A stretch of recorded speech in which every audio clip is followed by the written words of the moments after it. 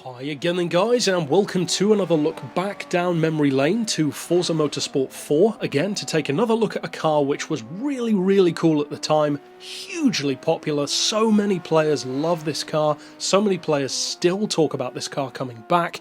It was one of the cars which I didn't love quite as much as many people did, but I totally get why people like it so much. And actually I really enjoy the car that it's based on, which of course is the Lamborghini LP640 version of the Murcielago.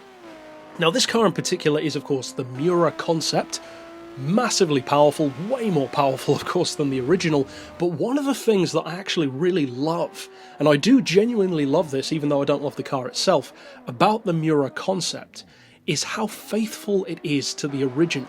If you actually look at so many concept cars, especially though ones which are modern reinterpretations of a classic, something like the Ford GT to the GT40, or the Miura to the old Miura, or the Shelby Cobra concept to the original Cobra, or the Phenomenon Stratos compared to the old Lancia Stratos, many of them have clear inspiration from the original, but usually they make some pretty major changes. Even something like the Ford GT, if you really compare the details, they're actually not as similar as the initial shape would lead you to believe. Whereas with this Miura, they really do look so similar. It's all about the details that have changed, to the point where I would say if someone didn't know that Lamborghini had actually built this car, you could probably trick them into thinking that this was actually a modern retrofit of an original Miura, like a modified version made by some rapper or something, because to me it looks like that, but in a good way. Now underneath, it has one of my perfect blends when it comes to the car world, not just supercars, but any car, and it's something which I've talked about before on the channel. I really wish that more companies would do this, and that is blending the best points of old and new, and I don't understand why people don't do this more. People love the look and the style and the layout of classic and vintage cars. So why don't more manufacturers make cars that look old school, like this one does, but with modern tech? It's literally the best of both worlds. Something like a modern day Ford Woody, but with an eco-friendly engine and better reliability. That would sell like anything. Now this Miura unfortunately didn't get the chance to sell because it remained a concept, and funnily enough, if I recall correctly, I think Jay Leno actually tried to buy this concept car off of Lamborghini, but if I recall correctly they wouldn't sell it to him. Now underneath, as I said, it is based on LP640 underpinnings. I believe, if again I remember correctly, but I may be wrong, I think it has the chassis from an LP640. It definitely has the engine, the 6.5 litre V12, naturally aspirated. It's a gorgeous engine, sounds fantastic, and you're looking at 640 horsepower or thereabouts, 487 pound-feet of torque, and it's actually pretty light for a car that has a big V12 and all-wheel drive, and is actually reasonably well put together. It's not a luxury car by any means, but it looks ready to go. It weighs under 1,500 kilos, which is actually very good.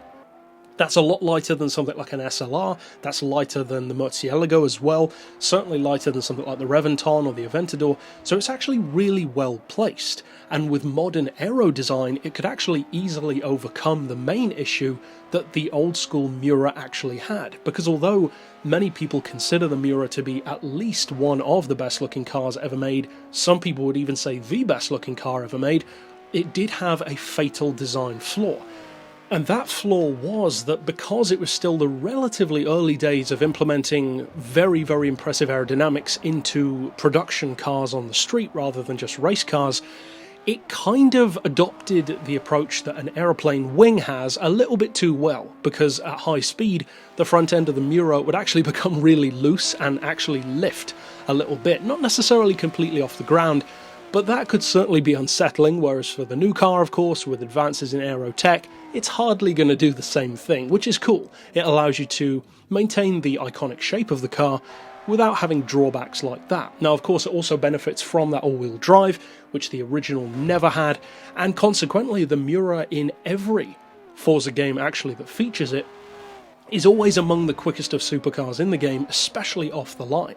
And that's not just because of the all-wheel drive. There are just some cars where everything just falls into place really well. It's got the power, the low weight, the torque, the way the engine itself delivers its power, not just having a lot of it, the way it hooks up the grip to the road, even the proportions of the car, the way it carries its weight, they all factor into this, making the Miura a genuinely brutal supercar in the game. Off the line, even without tuning, it's incredibly quick, easily as fast as the LP640, probably even better if you compare them, and although the price is fairly high at 420,000 credits, I don't think there are many people in the world of the Forza community who would say that it's not worth buying, because, as I said, it's a fan favourite and for good reason.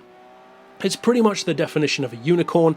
It was only featured in a couple of Forza games, and it's such a desirable concept car. And for me at least, there's this funny thing that happens with the Miura Concept, which doesn't happen with a lot of late 90s and early 2000s supercar concepts like the Volkswagen Nardo, that kind of thing, the Cadillac Cian, where for some reason I forget that the Miura was one of those unicorns, really, one of those supercar concepts that never fully had the chance to shine. But for some reason I always forget about this one. Maybe it's because it came out a little bit later, around 2006, but either way, it's very cool when any racing game allows us to use these concepts, show cars, prototypes, cars which would, in other words, never be able to have their day, really, on the road or on the track, whereas we can actually feel at least a virtual representation of how cool these cars are, how cool they could have been at least. In the case of the Miura, this is definitely a highlight from the Forza games where you could have it at least. It's the kind of car where I think there is sort of a chance that it could come back, maybe more so in a Horizon game rather than a motorsport game, but maybe that's just me. It seems like the kind of car that could come back. I know a ton of people in the community would love to see it return, and yeah, even though I don't love the car, I definitely would like to see it come back. It's such a fast car, it's a great all-round package, and it's a shame that they didn't produce it, because it would have definitely sold, that's for sure. But that's it overall for this pick, of course. I'll see you guys next time, and for now, as always, thanks for watching.